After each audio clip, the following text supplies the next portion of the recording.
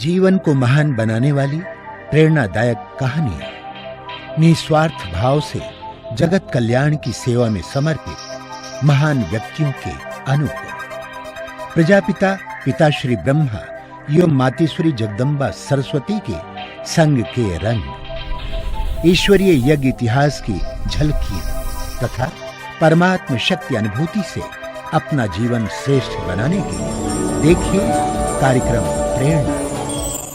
दीपक देता है रोशनी फैलाने की प्रेरणा, फलदायी वृक्ष देता है देने की प्रेरणा, मधुबन देता है महकते रहने की प्रेरणा, महान व्यक्ति देते हैं जीवन जीने की प्रेरणा। आओ प्रेरणा से दें हम सभी को प्रेरणा।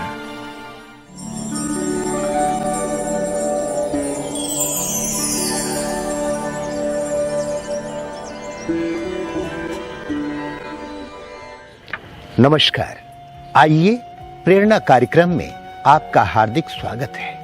साथियों, इस कार्यक्रम में हम आपकी मुलाकात कराते हैं ऐसी प्रेरणादायी हस्तियों से जिनका संपूर्ण व्यक्तित्व निस्वार्थ सेवा करने और जीवन को दिव्य बनाने की प्रेरणा देता है। ये वो महान आत्माएं हैं जो अध्यात्म के पथ को अपनाकर ईश्वरीय प्रेम का रसपान करते हुए जन जन को ईश्वर के सानिध्य का अनुभव करा रही हैं। हमें आशा ही नहीं, पूर्ण विश्वास है कि आप भी इन दिव्य विभूतियों के अनुभवों से प्रेरणा प्राप्त कर अपना जीवन श्रेष्ठ और सफल बनाएंगे।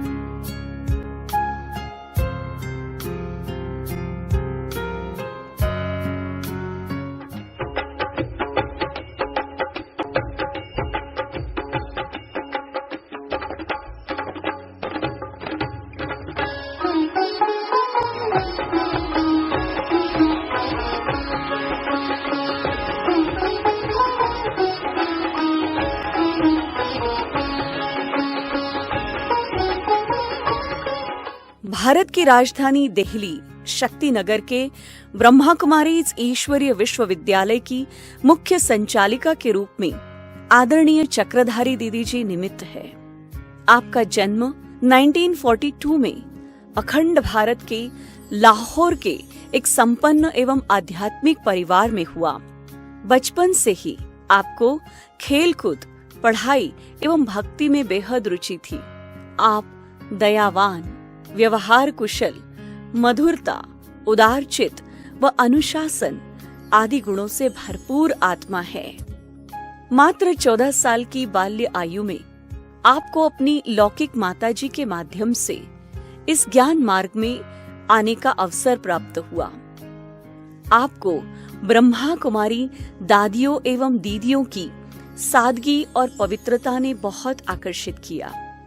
आपने पहली बार 1958 में ब्रह्मा कुमारीज मुख्यालय माउंट आबू में प्रजापिता ब्रह्मा बाबा से मिलन मनाया। बाबा से मिलकर आपने स्वयं में ईश्वरीय शक्तियों की अनुभूति की और 1962 में आपने अपना संपूर्ण जीवन प्रभु समर्पित कर दिया। कमला नगर दिल्ली में सेवाएं देने के बाद वर्तमान समय शक्ति नगर की सेवाएं आप संभाल रही है। आप अनेक रचनात्मक कार्यक्रमों के द्वारा समाज में शांति की स्थापना करने का कार्य कर रही है। भारत देश में ही नहीं अपितु रशिया में 55 सेवा केंद्रों के द्वारा हजारों आत्माओं को ईश्वरीय संदेश देने के आप निमित्त बनी हैं।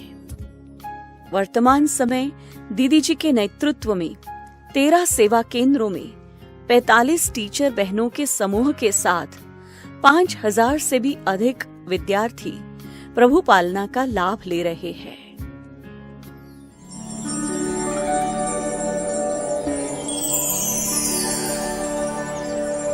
ओम शांति। मेरा अलौकिक नाम ब्रह्मा कुमारी चक्रधारी है और मुझे जन्म मेरा पार्टीशन से पूर्व जो लाहौर शहर में हुआ और जो इस समय वो पाकिस्तान में है, पूर्ववत ये भारत का ही अनन्य अंग था और वहाँ जन्म मेरा 1942 में हुआ और 42 में जन्म लेने के पश्चात जन्म में मुझे काफ़ी चीज़ों की रुचि थी, लेकिन जैसे बचपन में गुड्डे गुडियों का खेलना या छोटे छोटे बर्तन लेकर के सब्जी बनाना, कैसे पूरी बनाना, ऐसे थोड़ा सा खेल पसंद आता था। और वो माइयाँ आती थी, आटा दो उनको तो झुनझुना दे जाती थी, डोली सी बनी हुई दे जाती थी, ऐसे वो खिलौने ले लेते थे।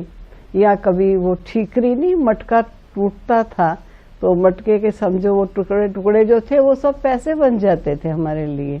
तो आपस में बच्चों ने खेलना, मैंने इतना धन कमाना है, मैंने इतना धन कमाना है, वो धन हमारा बन जाता था।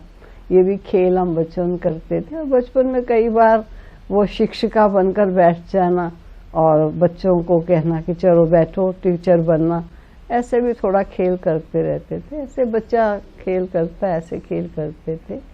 लेकिन मेरी बचपन से ही मैं कहूँगी कि मेरी बहुत रुचि भक्ति में होती थी।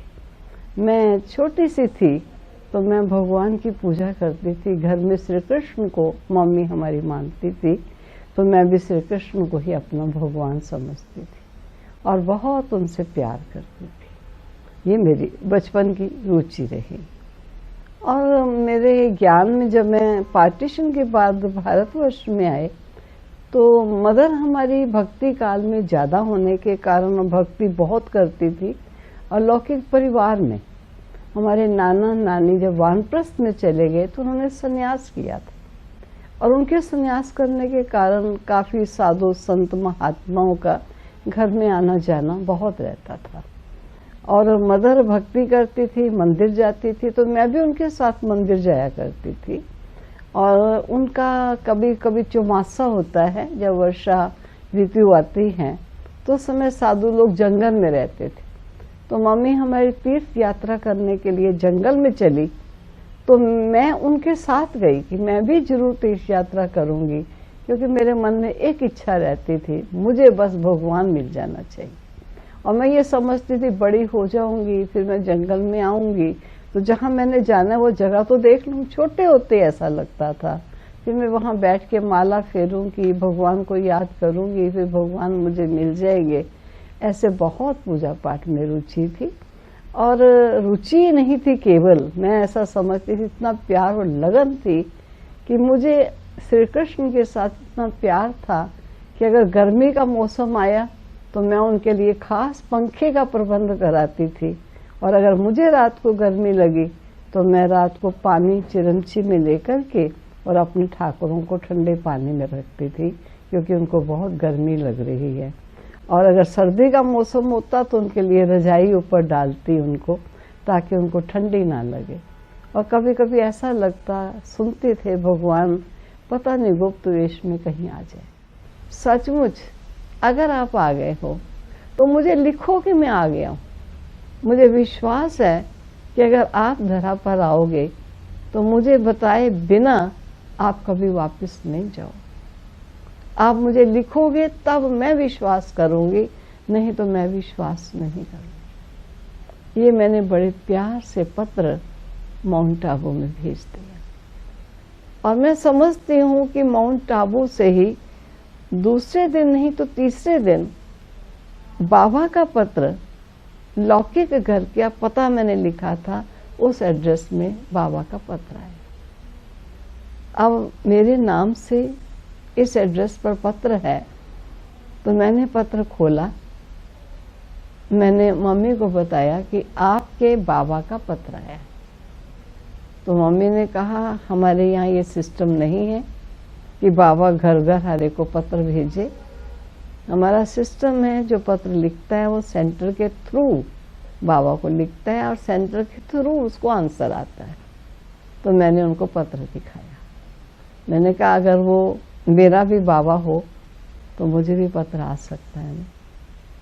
तो उन्होंने पत्र देखा, क्योंकि लाल पेंसिल से बाबा का पत्र लिखा हुआ था और बड़े प्यार से बाबा ने लिखा था। बच्ची का पत्र पाया, बाप दादा हर्षाया। बच्ची तुम मुझे अपने प्रीतम का फोटो तो भेजो। किस चक्रधर को तुम मानती हो? तुम ही चक्रधारी हो। बाप तुम्हें चक्रवर्ती बनाने के लिए आया है। ये जो बाबा के शब्द थे आया है, ये मुझे बहुत अंदर आके लगते थे। तो मुझे लौकिक मदर ने अपने सेंटर में सुनाया। मैं कभी सेवा केंद्र में गई नहीं थी, तो उन्होंने वहाँ सुनाया। तो वहाँ की दीदी ने मुझे संदेश भेजा। छोटा सा उस समय केंद्र पाठशाला टाइप थी, कश्मीरी गेट में, दिल्ली कश्मीरी गेट में। उन्होंने मुझे बुलाया कि आप हमको अपना पत्र सुनाने आओ, क्या पत्र आया। तो मैं अपने लौकिक मदर के साथ पत्र सुनाने गई। वहाँ दीदी लीला दीदी जी थे। उन्होंने मुझे क्लास में आते ही मदर के साथ देखकर पहचान लिया और मुझे स्टेज पर ही बिठाया, और स्टेज पर बिठाकर कहा कि आपको जो बाबा ने लिखा है आप सुनो।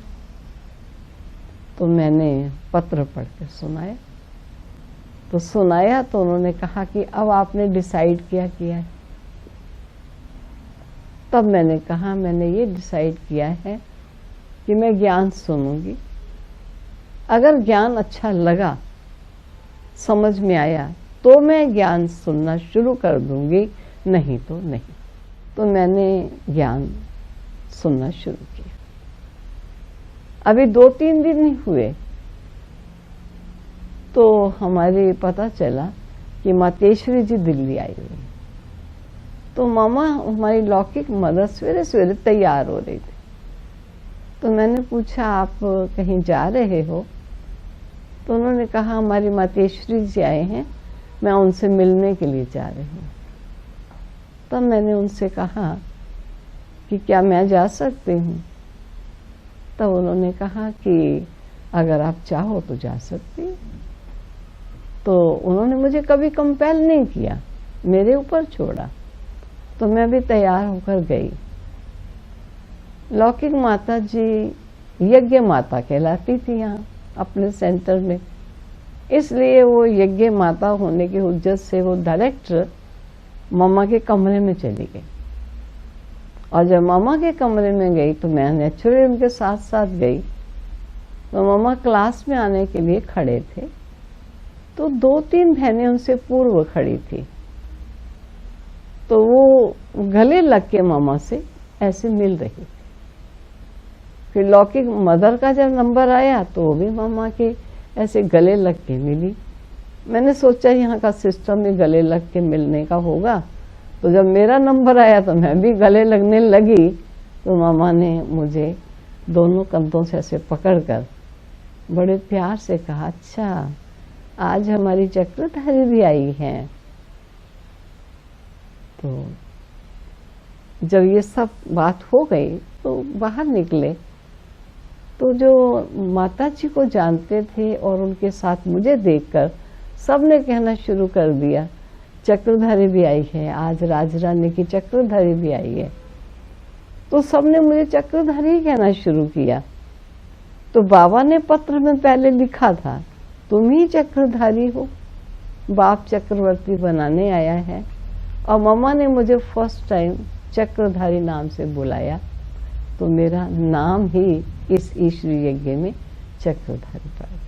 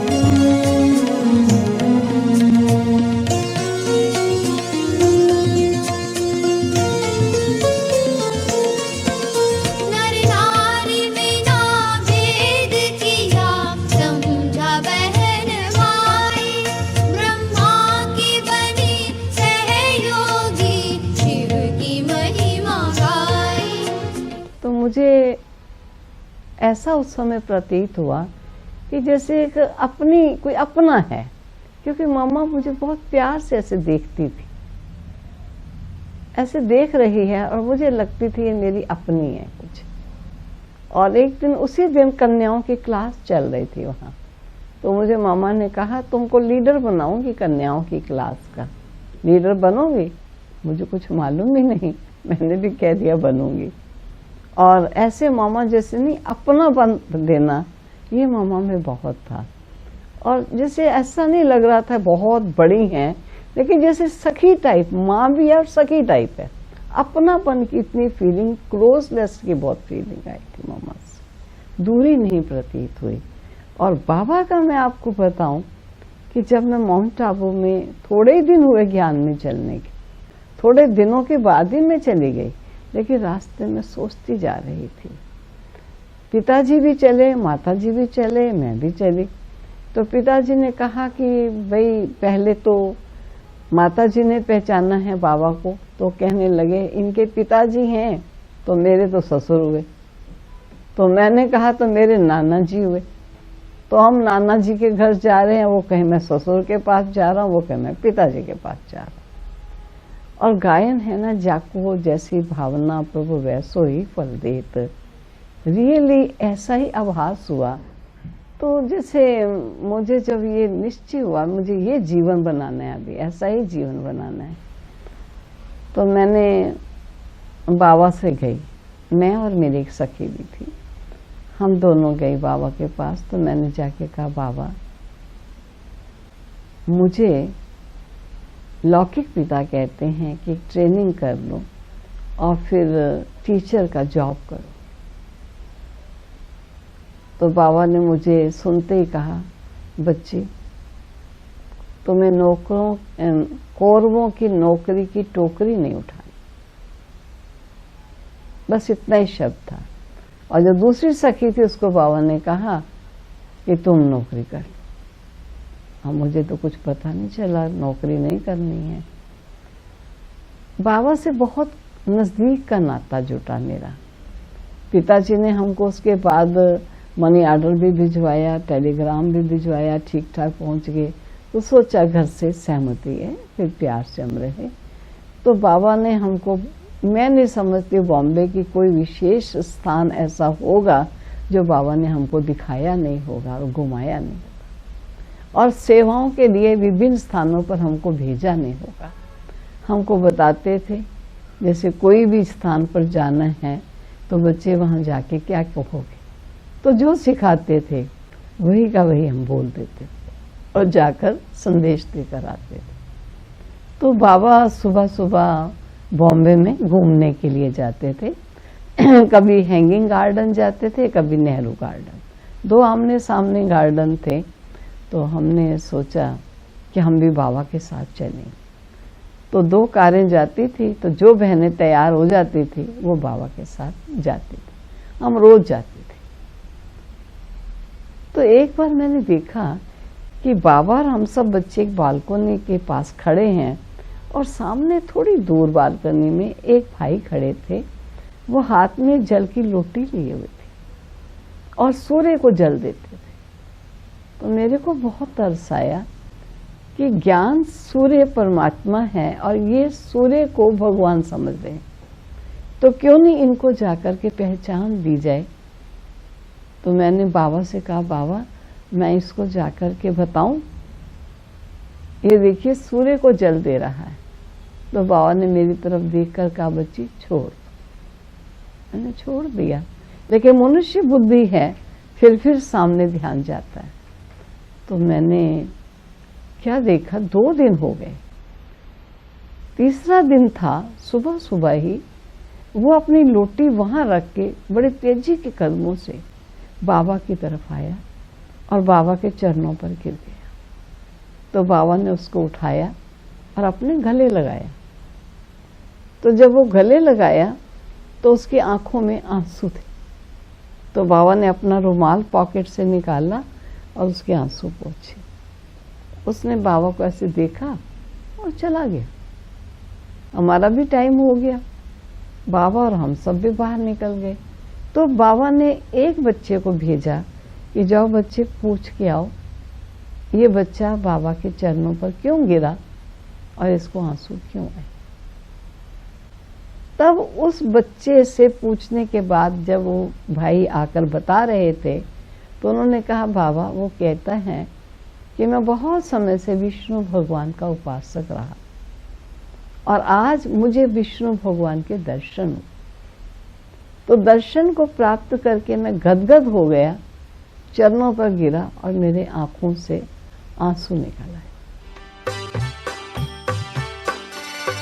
आदि पिता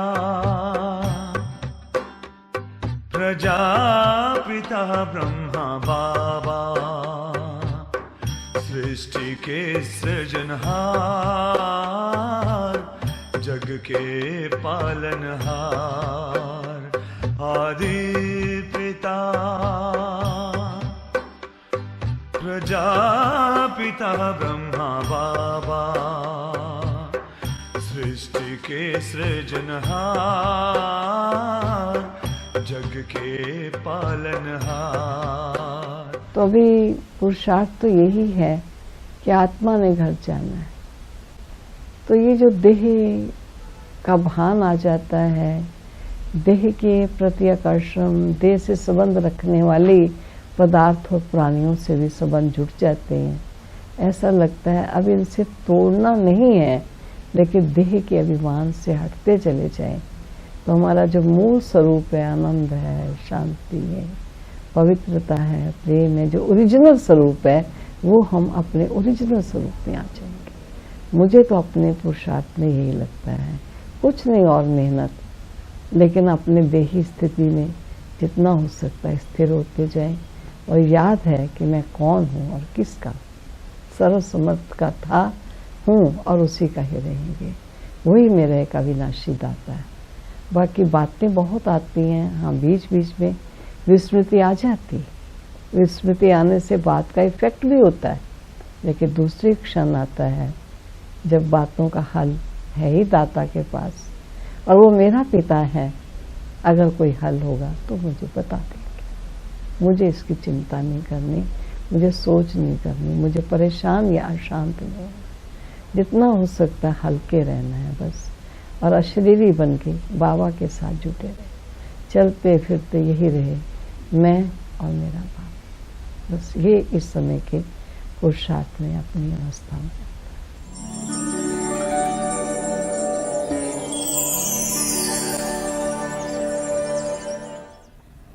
क्योंकि कुछ भी बात होती थी तो एक माँ के रूप से सुनती भी थी, प्यार भी करती थी और फ्रेंड के रूप से दिल का हालचाल पूछ करके, सुन करके और उसका हल भी देती थी। और वही आज तक भी मैं अनुभव करती हूँ। और पहले दिन ही मेरा सौभाग्य रहा कि हमारी बड़ी दीदी चक्रधारी दीदी से मेरा साक्षात्कार हुआ, उनकी दृष्टि मेरे ऊपर पड़ी। तो उस दृष्टि से ही मैं इतना ज़्यादा आकर्षित हो गया और इतना भाव विभोर हो गया। मैंने जो अपने जीवन में उनसे पाया वो यही पाया कि कैसे लव भी देना है और लॉ का भी बैलेंस रखना है। किसी भी चीज़ का एक प्रति या एक तरफ इतना झुकाव ना हो जाए जो व्यक्ति अपने जीवन का संतुलन रखकर अपने लक्ष्य तक ना पहुंच सके। ये हमने दीदी को साक्षात देखा है।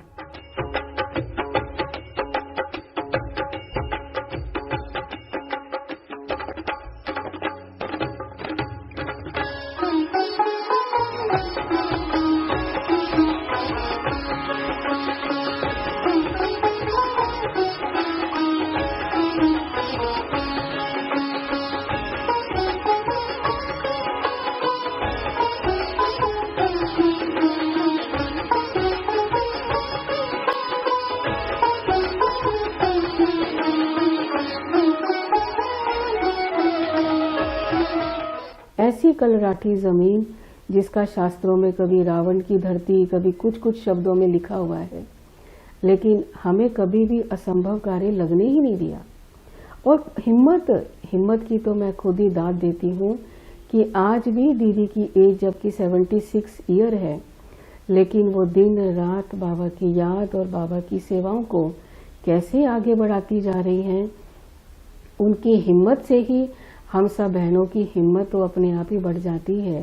दीदी ने अपना ऐसा स्वरूप रखा हुआ है कि आपको उनसे जाते हुए कभी हिचक नहीं होती, कभी घबराहट नहीं होती। आप बिल्कुल, आप जैसे घर में किसी बड़े के पास जाते हैं, आप उनसे कभी भी मिलिए, वो आपकी सारी प्रॉब्लम्स का एक सुंदर सा हल बता देती है। ये दीदी से मुझे बिल्कुल ही माँ का प्यार मिला। शायद माँ भी इतना प्यार नहीं करती होगी जितना दीदी ने मुझे प्यार किया। और हर टाइम आज भी मुझे दीदी बहुत गाइड करती हैं।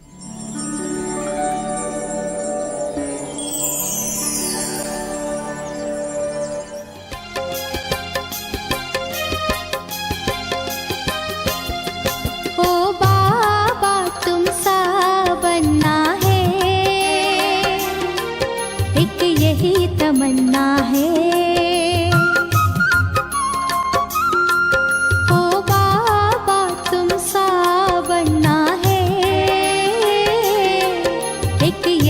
तमन्ना है व्यक्त से अव्यक्त हो, व्यक्त से अव्यक्त हो, मीठे वतन में चलना है। तो बाबा तुम सा बनना है, एक यही तमन्ना है, एक यही तमन्ना है।